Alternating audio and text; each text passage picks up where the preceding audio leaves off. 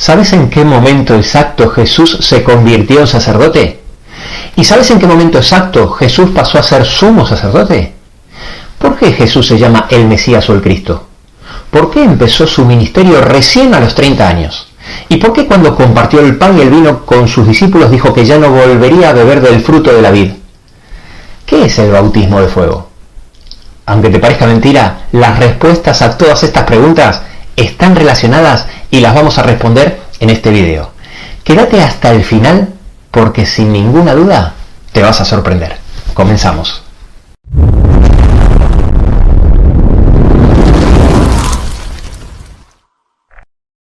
Todo el mundo sabe que a Jesús se lo esperaba como el Mesías. La palabra Mesías es una palabra hebrea que en griego se traduce como Cristo. Lo que poca gente sabe es que la palabra Mesías en hebreo y Cristo en griego significan lo mismo, ungido. Así que entender el ungimiento es clave porque esa palabra es la que Dios utilizó para definir a nuestro Salvador. Para entender esto, lo primero que nos tenemos que preguntar es ¿a quiénes se ungía? Los profetas eran considerados portavoces de Dios y transmitían su palabra.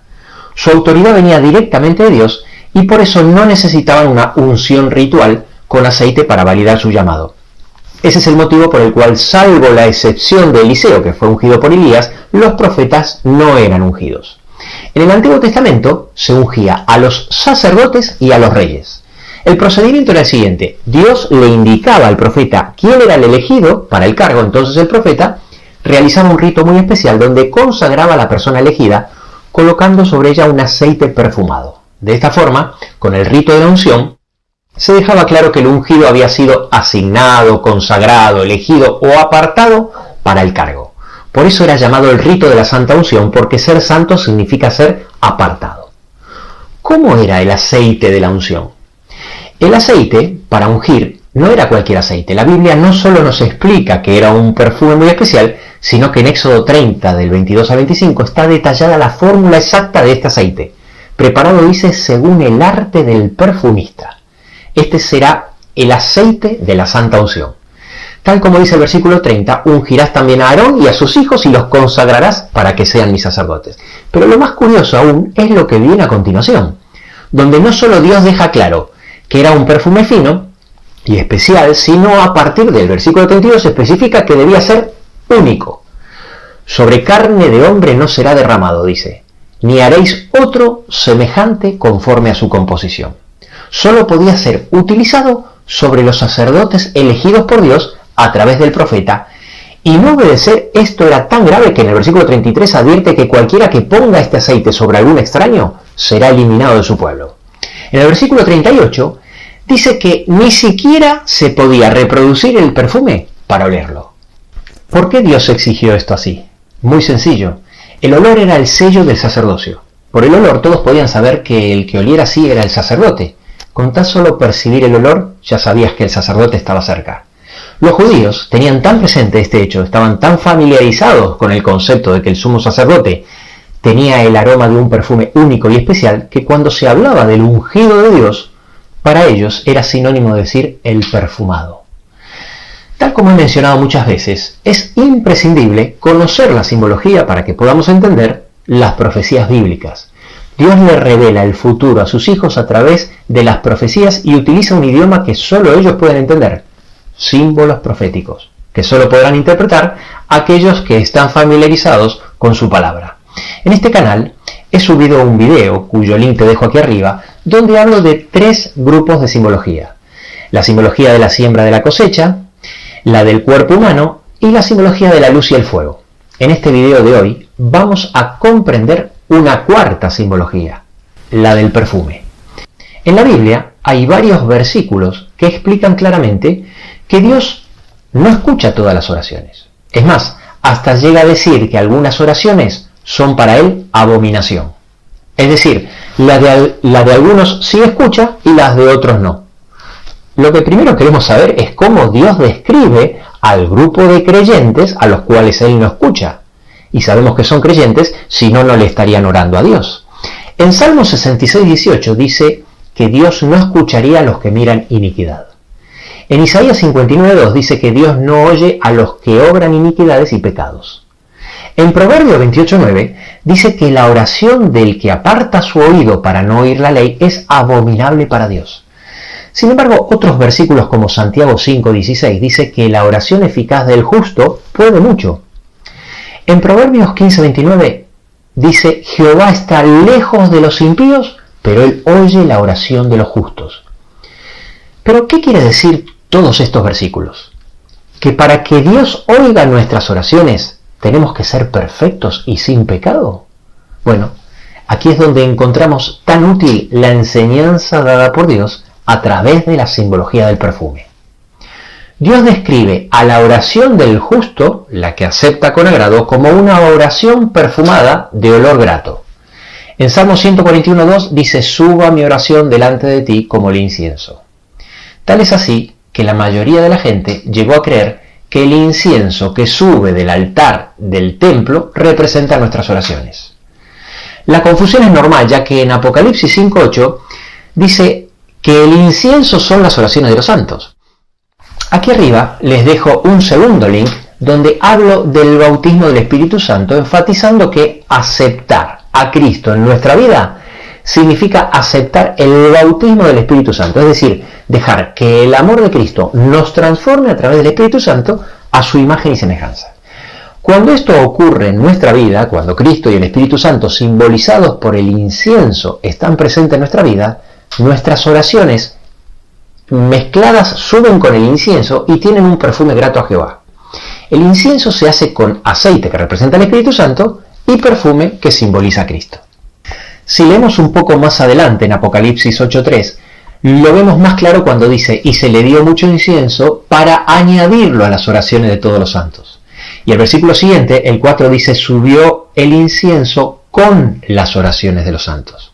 Ahora sí lo entendemos mejor. El incienso que sube del altar del santuario representa las oraciones de los santos, no porque el incienso o su perfume sean nuestras oraciones, sino porque el perfume es Cristo, que se mezcla con nuestras oraciones.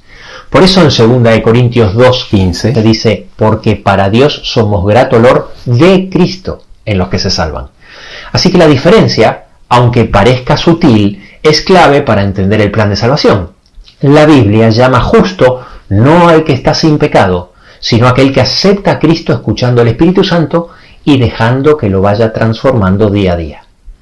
No es la justicia del creyente la que convierte su oración en olor grato a Jehová, sino los méritos de Cristo que moran en él y se mezclan con su oración. ¿Cuándo Cristo fue ungido como sacerdote? Para entender este tema, debemos primero entender qué era un sacerdote. Hay mucha confusión sobre este tema, ya que muchos piensan que todos los levitas eran sacerdotes, pero esto no es así. Si bien los levitas tenían responsabilidades importantes con respecto al santuario, no eran sacerdotes. El sacerdocio solo era ejercido por los levitas que eran descendientes directos de la familia de Aarón. Y el resto de los levitas, que no eran descendientes de Aarón y que eran la gran mayoría, se encargaban de tareas secundarias. La función de los levitas era el montaje y desmontaje del tabernáculo, el transporte de sus utensilios y materiales, la custodia de los atrios y patios, la asistencia a los sacerdotes en sus labores y el canto y la música durante los servicios religiosos. Y las funciones de los sacerdotes, por otro lado, que eran los descendientes de Aarón, eran ofrecer sacrificios, oficiar ceremonias sagradas y enseñar la ley y brindar orientación espiritual. Pasemos a ver este gráfico, para seguir explicando en qué momento Cristo fue ungido como sacerdote. Cristo nació y vivió su vida perfecta. Su ministerio en la tierra duró 3 años y medio y estaba representado por los muebles del atrio y las fiestas de primavera hasta la fiesta de las primicias, que ya veremos en más detalle a medida que avancemos con la serie. Pero como es obvio, no podía empezar su ministerio sacerdotal sin antes ser ungido como sacerdote. Así que él esperó pacientemente hasta nada más ni nada menos que la edad de 30 años para ser bautizado, tal como dice en Lucas 3:23. ¿Por qué Cristo esperaría tanto tiempo? Bueno, en Números 4:1 nos dice que los sacerdotes junto con los levitas empezaban su ministerio a los 30 años de edad. La edad mínima de los levitas luego se redujo a los 25 años e incluso a los 20 en la época de David, ya que las tareas eran mucho más fáciles. Estaban en el templo y ya no era necesario trasladar el tabernáculo. Pero la edad mínima del sacerdocio, estipulada por Dios en número 4, seguía vigente para los sacerdotes y Jesús tenía que cumplir la ley hasta en el más mínimo detalle. Así que el bautismo de Jesús por Juan el Bautista marca el comienzo de su ministerio como sacerdote y atraviesa de esa forma la primera puerta del santuario. En vez de ser ungido con aceite que representa al Espíritu Santo, es ungido directamente por el Padre y el Espíritu Santo, tal como dice Lucas 3:22. El Espíritu Santo se hizo visible en forma corporal como paloma y el Padre se hizo audible diciendo con su propia voz desde el cielo: «Tú eres mi Hijo amado, en ti tengo complacencia». En el preciso momento que Jesús se bautizó con Juan el Bautista y es ungido por el Espíritu Santo, empieza su ministerio y se convierte en el Mesías o el Cristo, es decir, el ungido. Que entendamos esto es muy importante, porque este dato nos servirá para la correcta interpretación de la profecía de las 70 semanas de Daniel, una de las primeras que vamos a ver, ya que es una de las más fáciles de entender y que analizaremos cuando nos metamos de lleno con el tema de las profecías de tiempos. Pero ahora que sabemos cuándo Jesús se hizo sacerdote, surge una nueva pregunta.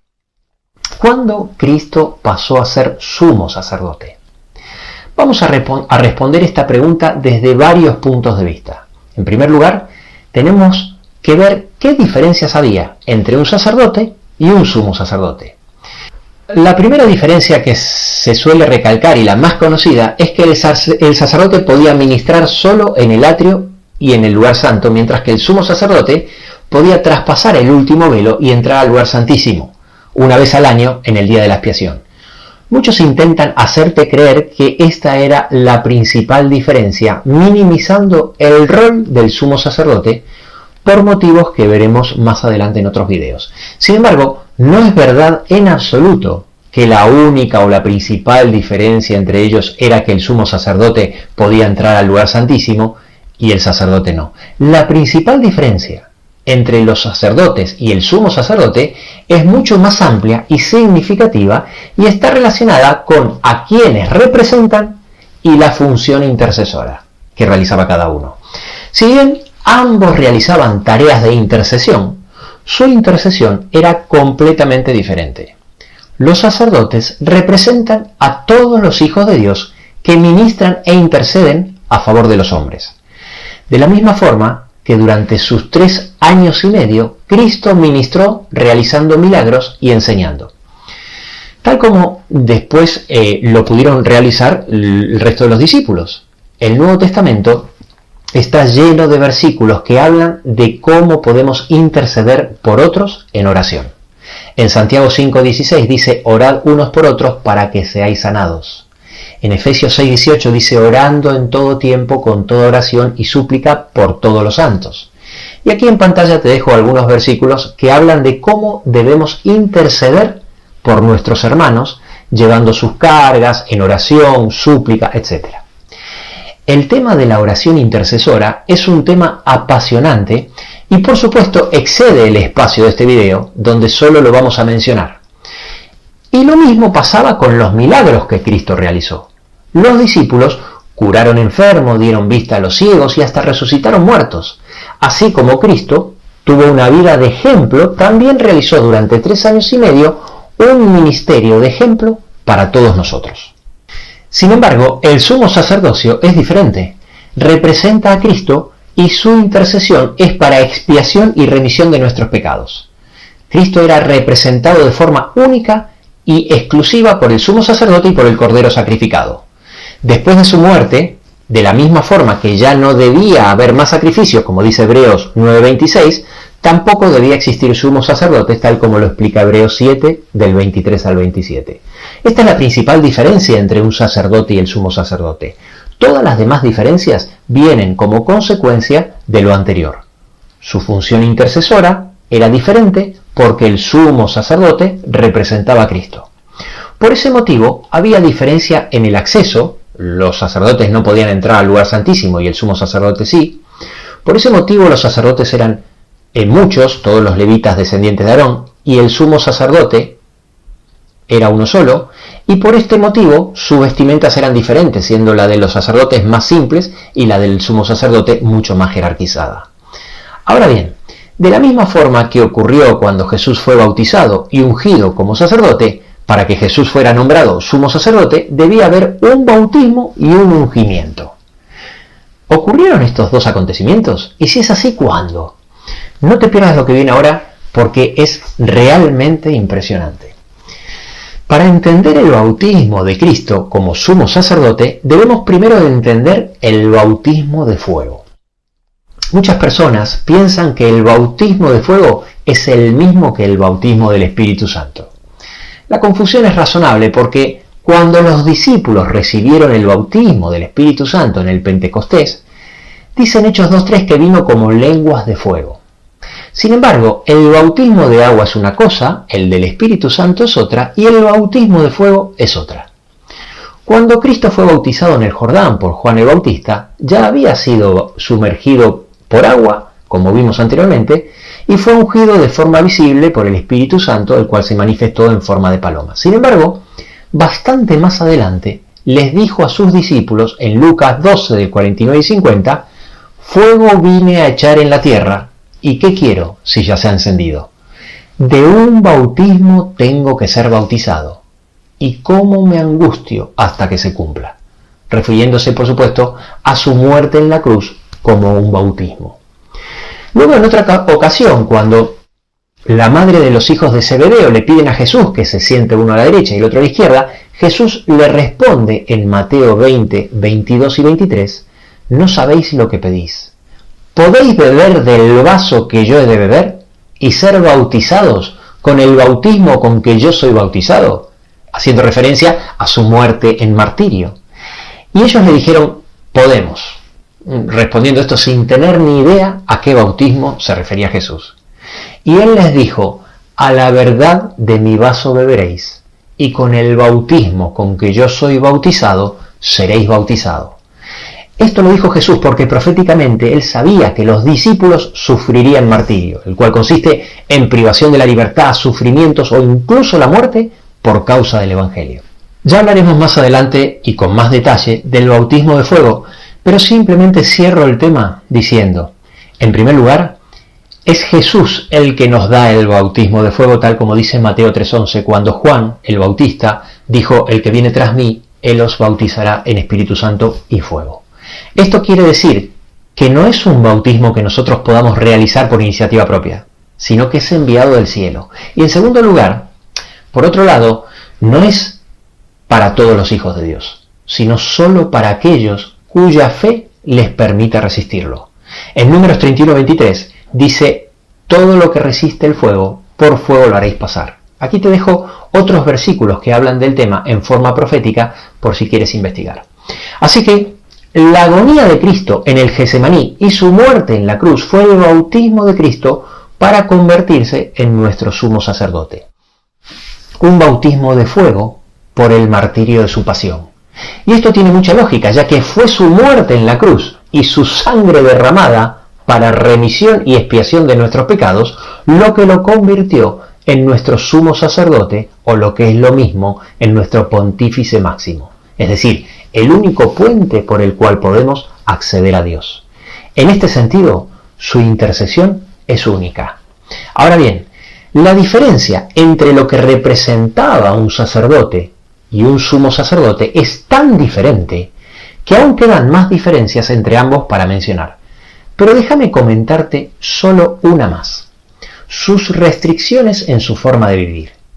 Los sacerdotes, al ser consagrados para administrar los asuntos sagrados del templo, se le imponía ciertas restricciones, es decir, limitaciones en sus conductas para mantener su santidad y pureza ritual.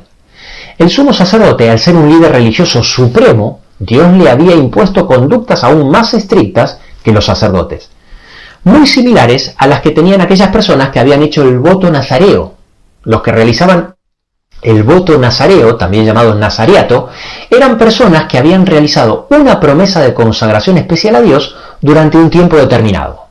Aquí te dejo un link de un video donde introduzco un patrón del número 7 que Dios utiliza continuamente en la Biblia, y a partir del minuto 12 explico que en la Biblia hay 6 personas que desde su nacimiento fueron elegidos por Dios, y algunos de ellos estaban consagrados bajo el voto nazareo, porque estaban apartados para representar a Cristo de una forma especial, al igual que pasaba con el sumo sacerdote.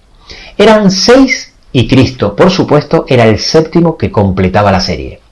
¿Cuáles eran esas restricciones? Bueno, para empezar, estaba la contaminación por muerte.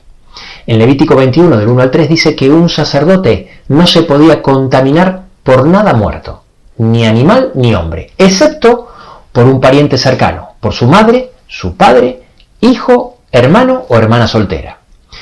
Sin embargo, en Levítico 21.1, número 6.6, dice que tanto el sumo sacerdote como el que había realizado el voto al nazariato no podía acercarse a ningún muerto sin excepción. Otra restricción era con respecto a la esposa. El sacerdote no podía casarse con mujer ramera o repudiada, sino que solo podía casarse con una mujer virgen o viuda de otro sacerdote. Siempre, por supuesto, de la casa de Israel, como dice Ezequiel 44.22 o Levítico 21.7. Sin embargo, el sumo sacerdote o el nazariato solo debía casarse con una israelita virgen, según Levítico 21.13. Dicho sea esto de paso, estos 2 puntos, entre otros, son los que violó Sansón, uno de los 6 hombres consagrados por Dios desde su nacimiento, cuando se acercó al león muerto y se unió con la pagana Dalila. Y aquí viene el punto que quiero resaltar.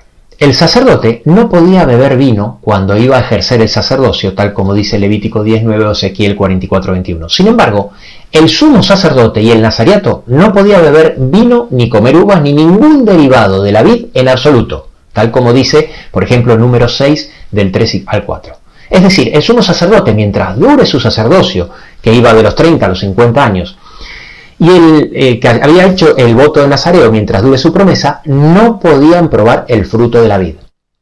Ese fue el motivo por el cual Jesús, cuando estaba en la Santa Cena, le dijo a sus discípulos en Mateo 26:29, y os digo que desde ahora no beberé más de este fruto de la vid, hasta aquel día en que lo beba de nuevo con vosotros en el reino de mi Padre. Dijo desde ahora porque a partir del Getsemaní pasaría por el rito del bautismo, y al ser sumo sacerdote no podría beber ya más del fruto de la vid. Y también dijo hasta aquel día que lo beba de nuevo en el reino de mi Padre, porque cuando salga del santuario celestial para venir a buscarnos, dejará sus vestiduras de sumo sacerdote y vendrá como Rey de Reyes y Señor de Señores. ¿No te parece increíble cómo todo encaja perfectamente? Creo que en este punto ya se va haciendo evidente cómo el santuario, entre otras cosas, muestra el recorrido de las diferentes etapas del ministerio de Cristo para liberarnos de este mundo. Pero aún falta algo importante. Todo debía ser cumplido de acuerdo a la ley.